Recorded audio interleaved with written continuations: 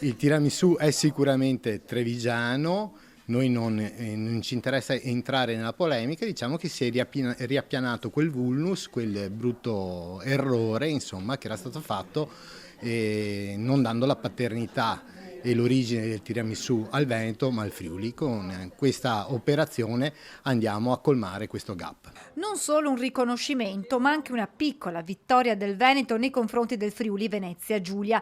Tra le due regioni infatti esiste una lunga contesa sulla paternità del tiramisù tra Tolmezzo e il ristorante Le Beccherie di Treviso. Qui diciamo è un po' istituzionalmente, presumo, posso dirlo, la casa di questo dolce dove tutto ebbe inizio. È vero che il Friuli era partito prima di noi, però insomma la storicità del tiramisù di Treviso è nota. Una disputa che si era riaccesa 7 anni fa, quando il dolce a base di savoiardi, caffè, uova e mascarpone venne iscritto nel PAT tra i prodotti tipici friulani. La scorsa estate il Festival della Cucina Veneta ha lavorato all'elaborazione di un ricco dossier sulla storicità di diversi cibi, dalla soppa coada alla pearà al tiramisù appunto. Una ricerca storica che è andata a sancire la storicità di ben superiore ai 25 anni di una serie di prodotti agroalimentari tradizionali che sono stati finalmente iscritti nell'apposito elenco dal Ministero dell'Agricoltura, Sovranità Alimentare e Foreste, quindi al Ministro Lollobrigida. Con questo riconoscimento da parte del Ministero, il Veneto raggiunge i 400 prodotti agroalimentari tradizionali,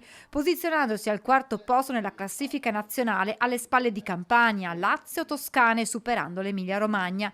Abbiamo voluto riportare a Treviso il tiramisù che appartiene a Treviso e rispetto al Friuli e Venezia Giulia noi siamo partiti prima nella promozione di questo dolce che grazie a noi è riconosciuto a livello internazionale, spiega l'assessore Canera. Ci mancava l'ultimo tassello del riconoscimento formale all'interno dei prodotti agroalimentari tipici. Oggi è stato riconosciuto anche a livello ministeriale come tiramisù di Treviso. Quindi diciamo che dal punto di vista dell'attrattività turistica eravamo già sopra tutti. Oggi con questo ultimo tassello abbiamo questo riconoscimento ufficiale.